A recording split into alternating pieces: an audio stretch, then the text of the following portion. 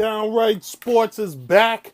Downright Sports is a special show today. I waited a whole week to get this show prepared because it's the Baseball Hall of Fame edition of the show.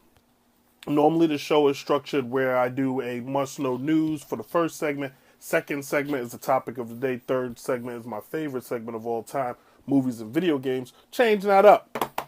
Changing that up today. We're not going to do movies and video games, although I could talk about the MLB baseball game. But what we're going to discuss is the Hall of Fame. There will still be three segments. It's still going to be the same 15-minute show, so it's not going to, don't look for some long-winded explanation. We break down the numbers as every other pet show will do. Basically, I'm going to discuss the Hall of Fame and what I feel or who I feel should have been in and why they should have been in, but I'm going to make it quick. But let's break it down with the must know news. We're still going to do that because the must know news for who made the Hall of Fame this year. This year's new Hall of Fame class will be Jeff Bagwell of the Houston Astros, Tim Raines, who played for multiple teams, but most notably the Montreal Expos, and Pudge Alvin Rodriguez, who's best known for playing in Texas, but also played for a number of teams, won a World Series with the Florida Marlins.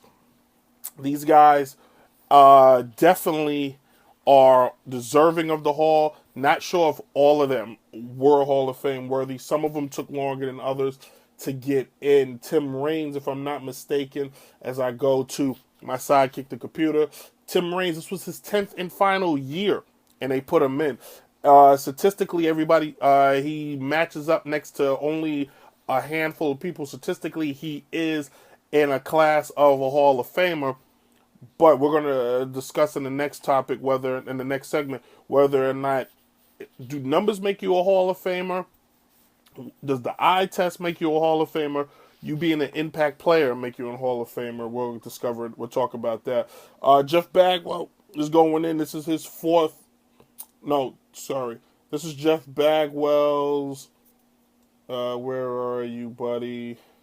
Oh, seventh year for Jeff Bagwell for him.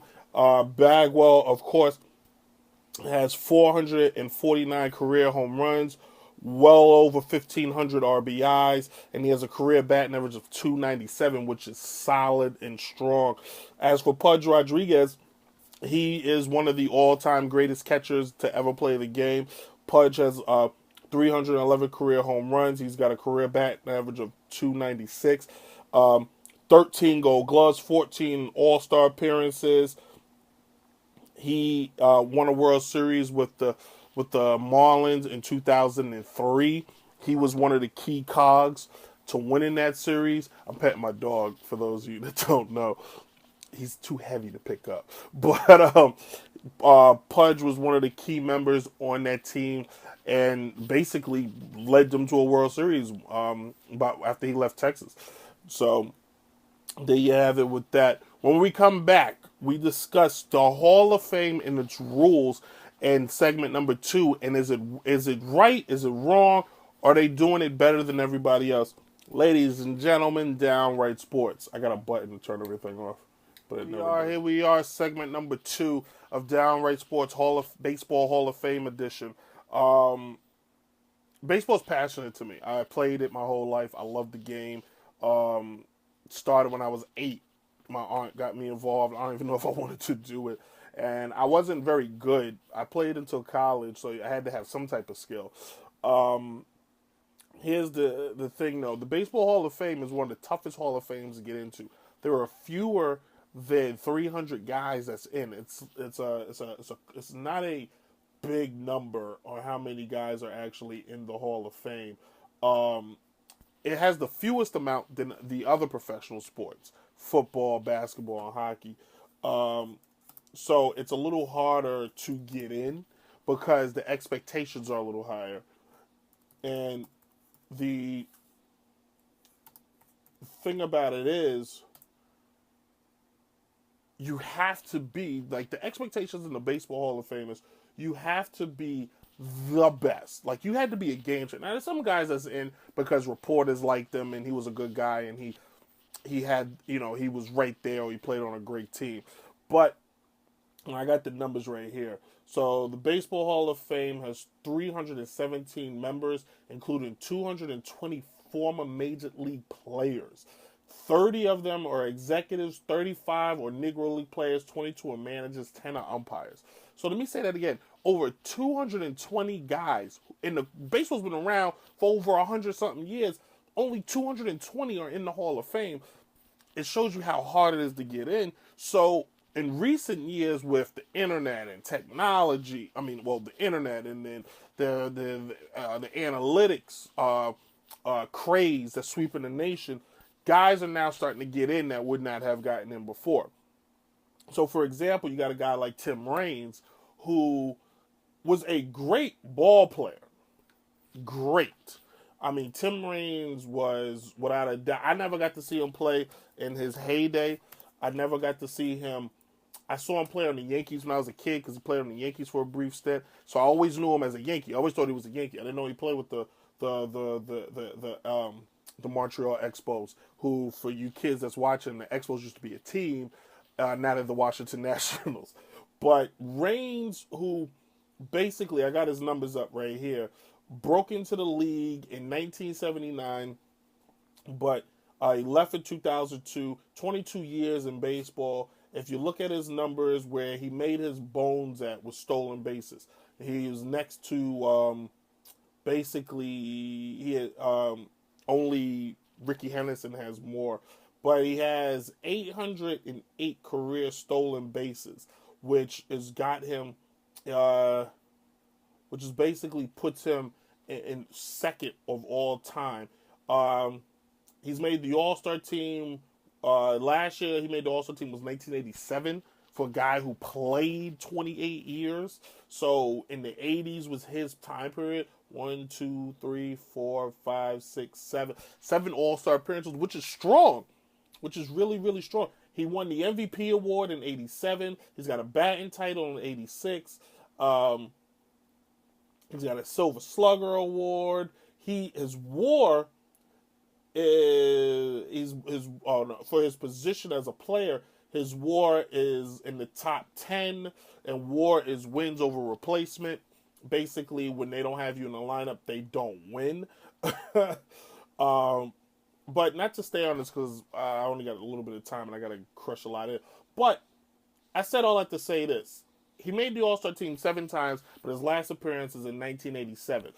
The guy played until 2002. So how much of an impact player was he? Barry Bonds came in the league in 1986, made the All-Star game every year. So what qualifies guys as Hall of Famers? Now, Tim Raines is it. These are the guys that was left out. Edgar Martinez, much more impactful of a ball player, especially from the position. Everybody holds the fact that he didn't play every day. He didn't play a position, but he was a DH. If anything, it would be harder. How many DHs there are, and Edgar Martinez's numbers is staggering. 300 career batting average, over 400 career home runs. Because if you don't put Edgar in, do you keep David Ortiz out? Then you got Gary Sheffield. Sheffield, who's got over 500 career home runs, was an impact player, but is he a Hall of Famer? Was he just a product of his environment? Everybody was hitting home runs in the 90s and the 2000s. Is he on that Tim Raines type of level, but there's a cloud over him? We're covered at the next segment, the cloud guys. Trevor Hoffman is a Hall of Famer. There's no debate in that. He's second to Manny Rivera in saves. He's been to the All-Star game a multitude of times. He's been to the World Series once. It's not his fault that he played for the Padres versus playing for the Yankees. But he's in the Hall of Fame, and his numbers say it. It's Rivera and him, and the next to that is just guys. Like, that's how it looks. Sammy Sosa, Jeff Kent, and Curt Schilling. And then I'm going to leave one guy for last. Sosa should be in, based on the simple fact he's the only guy to hit 63 years in a row. Before him and McGwire hit 60, 60 was only hit once before that. And it was by Roger Clemens in 1961. And before that was Babe Ruth 50 years before that. So the fact that he did it 3 years in a row, he was the key for the Chicago Cubs. He has over 600 career home runs. I don't care. He should be in that same category as the Bonds and the Clemens and the numbers figure. Schilling is not a Hall of Famer. Schilling is a great postseason pitcher, not a Hall of Famer. His regular season numbers don't reflect what he's done in the postseason. And if you make it just based on the postseason, there'll be a lot more guys in. Jeff Kent's a Hall of Famer, best second baseman of his era. You can't name an other than Roberto Alomar how many other second basemen were crushing it the way he was. Kent was that dude. He was that guy. And then finally, Fred McGriff. Why? And Fred McGriff is one of those weird cats. He's tied with Lou Gehrig all time in career home runs. Right there at like 490 something. So he never got the 500. He was an impact player, but not sure he's a Hall of Famer. If he plays in the NBA, he's probably in the Hall of Fame because the NBA puts the third guy in. Fred wins a World Series with the Braves in 95, goes back with them in 96, helps them, was a key cog in that organization. He might have hurt himself because he went to play in Tampa for a few years to kind of boost them numbers up. But Fred, there's no cloud over Fred. Fred was just a monster. But I'm not sure if McGriff is a Hall of Famer. So it's really hard to tell that. But the Hall of Fame is hard to get it. It really is in baseball. It's not good enough. We're going to let this go over. It's not just good enough to have the numbers. You had to be important enough or game-changing enough to where you impacted your team on a yearly basis, not just, So, like, Tim Raines, the Expos barely kind of made the playoffs. Even years later, I'm not sure Raines should be in. I know the analytics guys will, crucify you for saying that, but how much is it about numbers on the page versus what you do on the field? Because baseball is more about what you do on the field. How many games you win. How many key moments you have. How many runs do you save. How many championships or postseasons do you put together for your team. So that's why I think it's harder for some of these guys to get in. Anyway, we're going to come back in segment number 3. The last segment, we're going to discuss, guys, the steroids. Downright Sports. Here we go. Downright Sports. And this is segment number 3, and I'm going to have to be a little quick on this one. I'm going to go over the time. Anyway, Baseball Hall of Fame, what we've been discussing. The biggest mystery and questions for the Baseball Hall of Fame has been the steroids. What do we do with the steroid guys? We got to put them in. Oh, God. We got to put them, do we put them in? Do we not put them in? What do we do? All right, this year, Barry Bonds and Roger Clemens, who are the most infamous as far as this goes, moved up in the rankings a little bit. And they started out at around 20%. They've creeped up. Bonds is at 44. Clemens is at 45. Here's where things get tricky. Roger Clemens and Barry Bonds are the all-time leaders in their respectable categories. Clemens is the all-time leader in pitchers from a right-hand standpoint. Something like, Greg Maddux passed him. But Clemens is 9th all-time in wins. He has 354 career wins. The next pitcher who's active that will be anywhere close is CC Sabathia. Roberto Colon with 233. He's not catching him. He's not.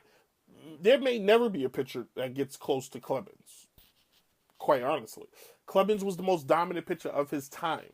It just was. Barry Bonds was the most dominant hitter, some say, of all time. You got guys that have seen some of the best hitters in the last 60 years, and they say nothing comes close.